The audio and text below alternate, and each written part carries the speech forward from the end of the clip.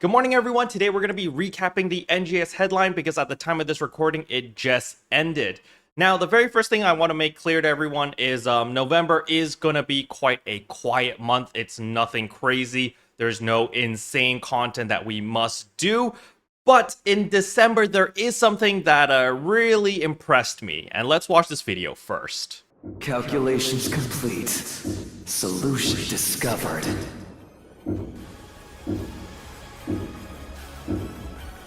Generating super gravitons. Calculations complete. Now to present my findings. For my base game players, Luther is back.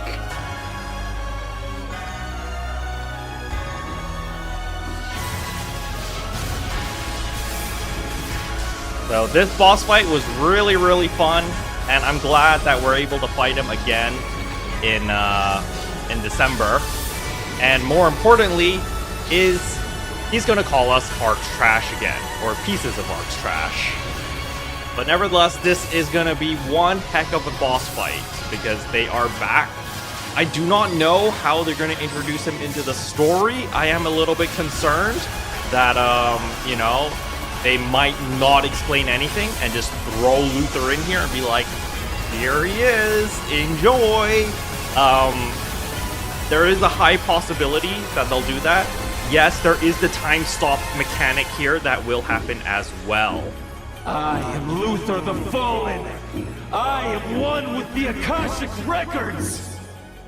So, several things I need to point out over here. Rune Luther is coming back. He said Akashic Records again. So for those who played the base game, you guys know that the Akashic Records is basically like a history, a database of like everything that's ever been recorded in history. So, he's got the Akashic Records on his side and the power of God in anime, and we're going to have to try to beat him up. This is going to be the main attraction, right? This is definitely something big, something everyone's going to be more excited about. But unfortunately, today's NGS headline is talking about content that is coming out in November. So let me bring you back down to earth and let's talk about it.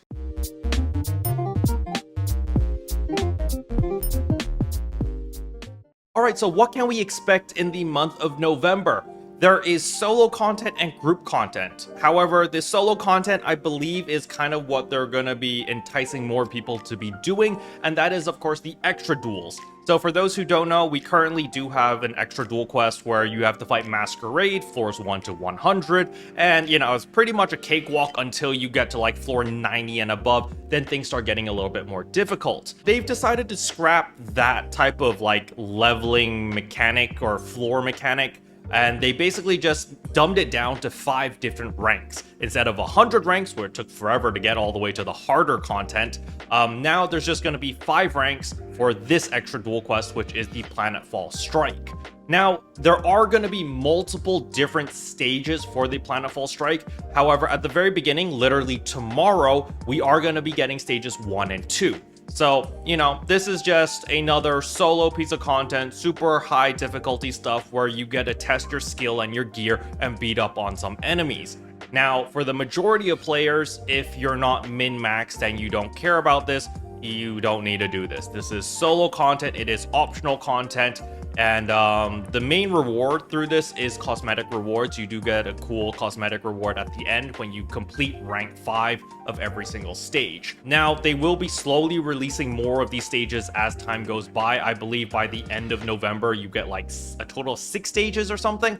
So yeah, whenever this pops up, and if you are looking for a challenge and you just really want to play the game and like test out your gear and kind of skill check yourself, then this is for you. Now, as for the group content, we do have the Ultra Realm Exploration update, where it is an Ultra Investigation South Tundra area. So remember the current Ultra Realm Exploration Zone that we have right now, where we go to like basically Retem. It's like a desert area. It's the same concept, 32 man. You go in there, you farm as much as you want, as long as you want, and then when you're done, you can just leave. It's super easy, super nice. However, now it's going to be based in South Tundra area, basically Kavaris. And yeah, just another 32-man zone that you can just queue up and Ultra Realm. It's always good because it drops all of the high-end augments and all of that stuff. However, more importantly, there are 2 new items being added to this Ultra Realm exploration. The first one is a new armor, as we can see here, the Forshka armor. You don't need to upgrade to this if you've just spent a ton of money upgrading your current SQL armors. You don't have to upgrade to this, because the weapon potency gains that you get by using the new armors is only 0.5%, so you don't need to rush out and get this immediately. Plus, on top of all of that, the drop rate for these armors are going to be incredibly low, and they only drop in the Ultra Realm exploration zone. So yeah, you're kind of going to need to live there forever and farm it. And if you do get a drop though, my personal opinion is to sell it.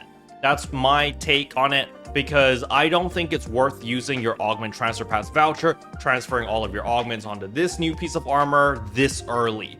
The reason I say this is because they did state on the NGS headline that this armor will have an evolution later down the line in the future, so there's no real rush to go for these armors right now, because they're just gonna, they're gonna be a lot more accessible as time goes on, just like with all of our other armors. Just think about our armors right now. You can literally buy them from the treasure shop and then evolve them into the SQL armors, so it's gonna be the same thing in a couple of months. So don't rush out and farm for this, but if you do get it, good for you, you gotta cash out.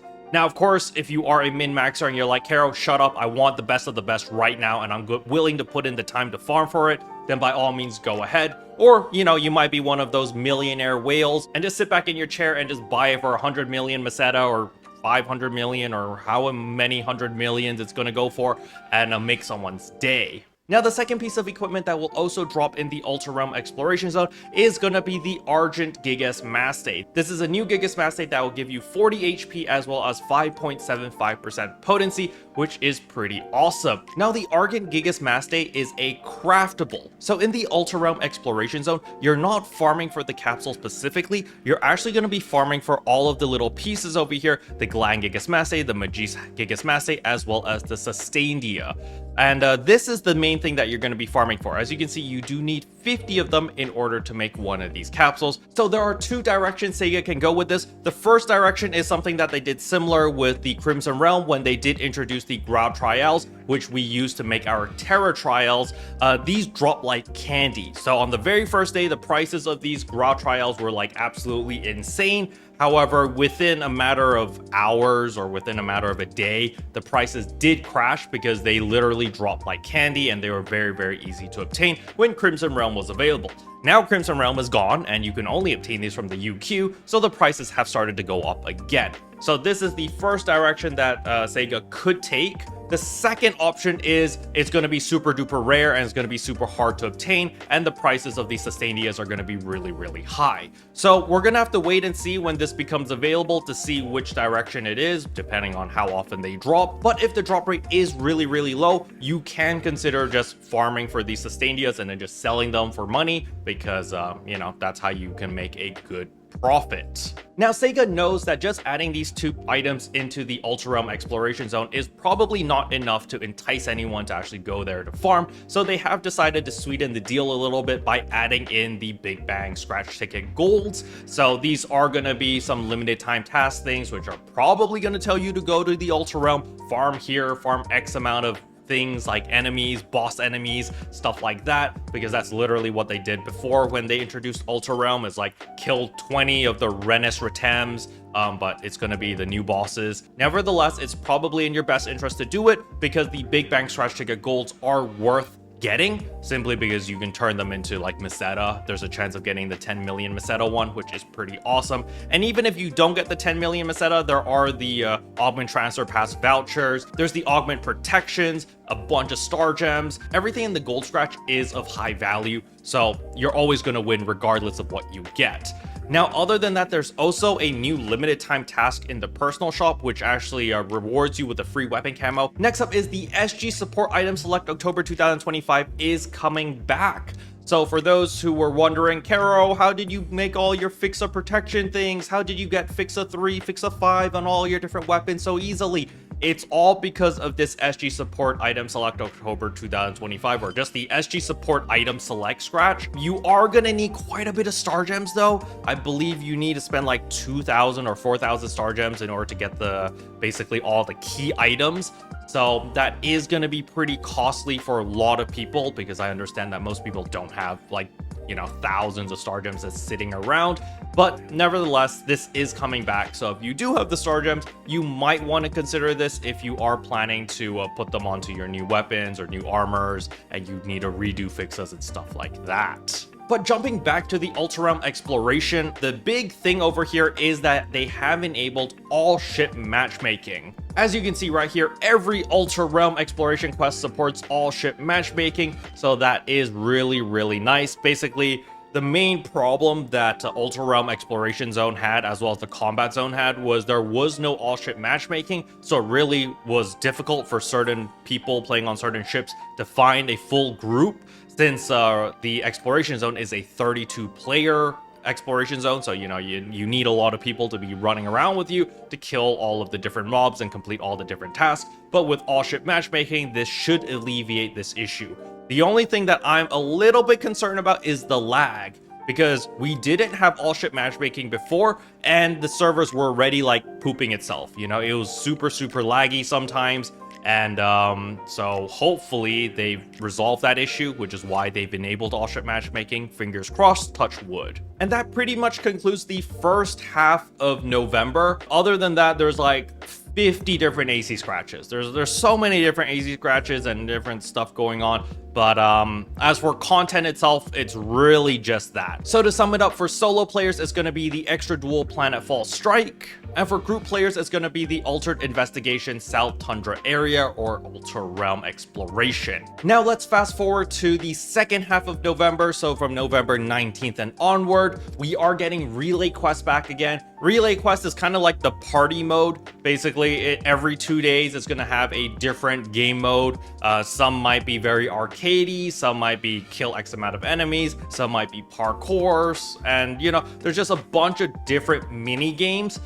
Personally, I didn't really mind it too much. It was kind of like this extra bonus thing that, hey, you know, we don't know what to do in game, let's go mess around on the Relay Quest. And the great thing about the Relay Quest is all of the rewards are basically the same, so it doesn't matter what game mode it is, you can just go in. If you like it, then you can play more of it. If you don't like it, just don't play it. It's not a big deal. Personally, I think Relay Quest might become a permanent feature later down the line. Maybe Sega can adopt like user-generated content for the Relay Quest. So for people who do like making mini games, I know certain people like LK like to make a lot of like the Mario Kart racing type of mini games and stuff like that, or people who like to make parkouring type of puzzles and stuff. You know, it would be pretty cool if the Relay Quest later down the line would be able to showcase other creators as well as their creations through the Relay Quests. Other than that, there's more of the extra Duel Quests, as I said earlier in the video. As we can see here on November 25th, we're getting stages 5 and 6, which give us even more cosmetic rewards when you